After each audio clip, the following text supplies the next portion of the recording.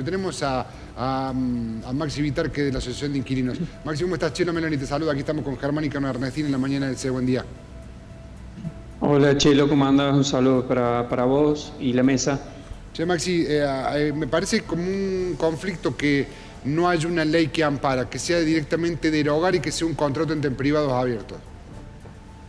Sí, la verdad que ante todo el primer impacto que genera es la paralización una vez más del mercado inmobiliario. La verdad que ante la expectativa o la posibilidad de modificación de la ley de alquileres, la reacción del mercado es esta y que se da en un momento no solamente de una alta volatilidad y delicada situación económica, sino que a su vez también se da en un periodo del año donde la mayor cantidad de contratos se renueva.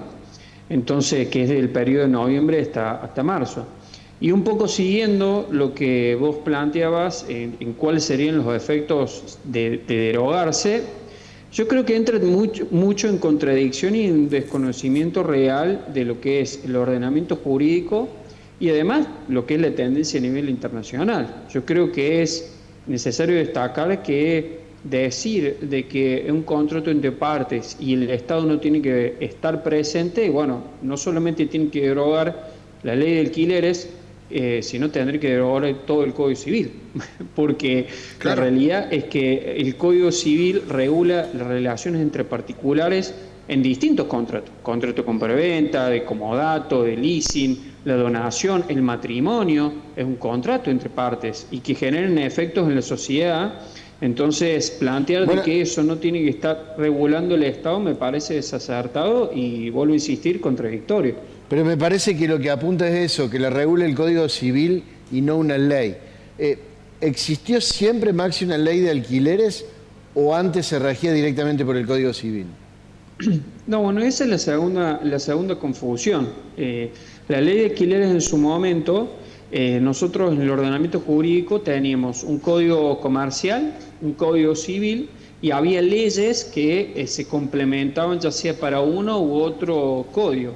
En el 2015 se unificó ese código, se terminó siendo el Código Civil y Comercial que tenemos actualmente y se incorporaron muchísimas modificaciones y había leyes que habían en algún sentido quedado afuera. La ley anterior, que era la ley de locaciones urbanas, era una ley que regulaba el contrato de alquiler que estaba por fuera del Código Civil, pero con la última modificación, la ley de alquileres actual no es una ley separada, si bien tiene artículos que son separados, pero la ley de alquileres modifica el Código Civil. Entonces, decir que vos vas a modificar el Código Civil, vas a derogar la ley de alquileres y te vas a regir por el Código Civil, la verdad es desconocer de que la ley de alquileres no solamente modificó el Código Civil, con lo cual vos hoy te estás rigiendo no por la ley de alquileres, sino por el Código Civil, sino que a su vez también creo yo que es necesario destacar que la ley de alquileres, si se deroga, esta ley establecía la derogación de un artículo donde prohibía a través de la convertibilidad actualizar los alquileres. Entonces vos vas a estar derogando una ley que había derogado la prohibición de indexar los alquileres. Entonces yo creo que hay que ser responsables, vuelvo a insistir, ser serios en el debate y realmente analizar también cuál es el camino que se quiere recorrer, porque bueno, en esta, no sé si es improvisación, ocultamiento, o no sé qué palabra ponerle, porque la realidad es que ni siquiera integrantes del mismo gobierno saben cómo quiere implementar distintas medidas y particularmente lo que quiere hacer con la ley de alquileres, es que no sabemos si va a ser a través del Congreso o a través de un decreto. Si es a través de un decreto, me parece que es el primer error, independientemente que no estoy de acuerdo con la derogación, porque creo que tiene que ser el Congreso el camino democrático para modificar cualquier ley que regula y modifica el Código Civil. Y a su vez también creo que tiene que ser el camino republicano y representativo, porque ahí está la expresión del pueblo. No a través de un decreto de necesidad o urgencia, que me parece que en ese sentido no sería el camino más acertado. De ser así, bueno, analizaremos las cuestiones Se está planteando constitucionales. también, sí, se está planteando esto de la moneda. También, De que se ejecute con cualquier moneda. Me parece porque claramente, a ver, y esto no es una concepción ideológica, sino son datos. La relación entre propietario y inquilino no es una relación de iguales. Digamos, la ley lo que plantea cuando fue en su momento sancionada y después modificada, y fue modificado el Código Civil, te plantea en lo que es el Código Civil, la materia puntual es privado, derecho privado, te plantea que no hay paridad de fuerzas entre un inquilino y un propietario. No la hay. ¿Por qué? Porque uno tiene y el otro no tiene. Uno tiene y el otro necesita. Entonces, más ni hablar que tiene, si el que tiene varios. Claro. Entonces, la relación de fuerzas no es la misma. Y ahí es donde debe intervenir la ley o el Estado para regular y tratar de que la negociación sea lo más pareja posible, porque si no, siempre el más fuerte va a terminar ganándole al más débil y sacándole lo que no tiene, o algo ilegal. Entonces, en este caso, si vos, por ejemplo, liberas y te dice, bueno, alquiler en dólares, el más débil no tiene posibilidad de negociación más que decirle que no. ¿Me explico? El concepto es este. Y que ese no implica vivir en la calle. Claro. O sea, no es que ese no y bueno, elegí otra cosa. Ese no implica vivir en la calle. Por eso yo, tomando y coincidiendo con lo que vos planteas, Chelo, yo creo que ha habido un consenso muy grande en el último debate de que el problema no era la ley. El problema era la situación macroeconómica que el gobierno anterior no pudo estabilizar ni solucionar, y la falta de un control del cumplimiento de cualquier ley. En ese sentido, aparentemente la salida no es en ninguna de estas dos situaciones que ya ha habido consenso. O sea, vamos a una situación macroeconómica mucho más inestable y delicada que la que ya estamos viviendo, y también plantea una desregulación total.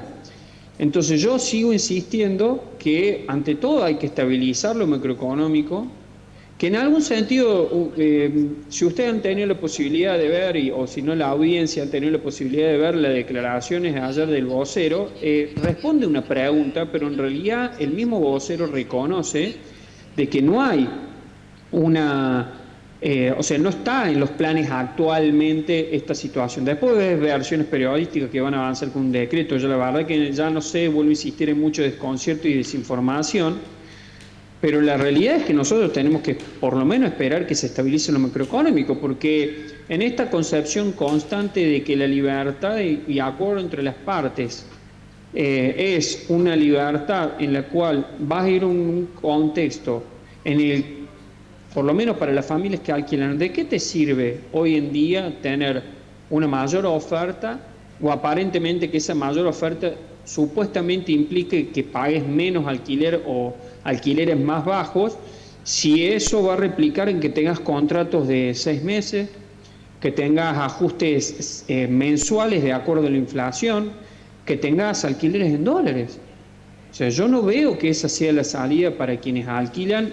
Y además también no es una cuestión de percepción personal, es que en la historia argentina tampoco funcionó, y actualmente a nivel internacional no es lo que están eligiendo países que, incluso tomando un poco las palabras que decís vos, no es en términos ideológicos. O sea, no estás hablando de Venezuela o Cuba, estás hablando de países como el Reino Unido, países como Francia, países como Alemania, países como Estados Unidos, países como Holanda, Países Bajos, o incluso hasta Portugal, Austria, todos países en los cuales hay distintas ideologías y donde ahí conciben la presencia importante del Estado y garantizar un derecho humano tan importante que es el acceso a una vivienda digna y tener un techo. Claro. Entonces, y en esto quiero ser claro, la Constitución nuestra Constitución establece que es obligación del Estado garantizar el acceso a una vivienda digna. ¿Cómo la libertad de mercado y la desregulación total va a ser una garantía de ese derecho constitucional. Va en contra de la Constitución. Entonces, yo vuelvo a insistir y tomando un poco la línea que lo que vos planteás, yo no estoy exigiéndole para nada al marco inmobiliario y mucho menos a los empresarios de la vivienda, no a los pequeños propietarios. No le pido ni a los empresarios de la vivienda ni a los desarrollistas entendimiento, porque sabemos que ellos tienen una visión de que la vivienda es un negocio y una mercancía. Nosotros creemos que la vivienda es un derecho. Y en ese sentido no interpelamos a ellos porque entendemos pero no la compartimos, pero sabemos cuál es su posición. Entonces la interpelación es hacia el Estado. Y en este caso, a la cabeza de Javier Milei es que entienda que esta definición en este contexto empuja no solamente a muchísimas familias a la calle, sino a un nivel de conflictividad social profunda entre inquilinos y propietarios, porque en esto quiero serte claro, Chelo. Esto no se avanza, hay muchas inmobiliarias que están impulsando prórrogas o extensiones de contratos que son ilegales, o contratos que son ilegales.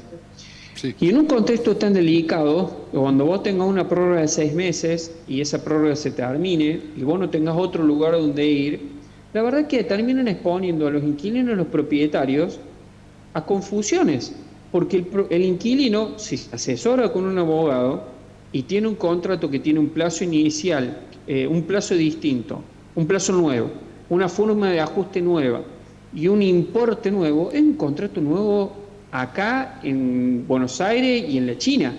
Entonces va a ir a la justicia y le van a terminar validando un contrato de 3 años con ajuste de acuerdo a lo que dice la ley.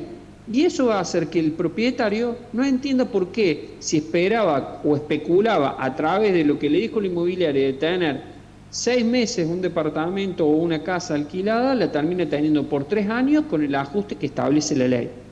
Entonces yo creo que hay que ser responsable y tiene que ser responsable las inmobiliarias de dejar de incentivar contratos de manera ilegal o buscar algún recurso legal para hacer valer cosas que en la práctica son muy claras. La ley de alquileres sigue vigente, el plazo mínimo son 3 años, la forma de ajuste semestral de acuerdo a un índice de la casa propia y el impuesto los paga el propietario y todas las otras cosas que establece la ley de alquileres actual. Claro. Después si se modifica o se deroga ya será otra discusión, pero dejen de hacer cosas que generen conflicto social y que incluso es más, si hacen contratos que son imposibles de pagar y que muchos inquilinos están firmándolos porque no tienen otro lugar donde ir, la verdad es que hay que también pensar de que a muchas de esas familias no sé qué decisión van a tomar si en algún momento con el sueldo que tienen que elegir entre comer o tener un techo. Sí, claramente. Claro. Maxi, te mando un abrazo grande y muchísimas gracias, como siempre. No, porque hasta luego.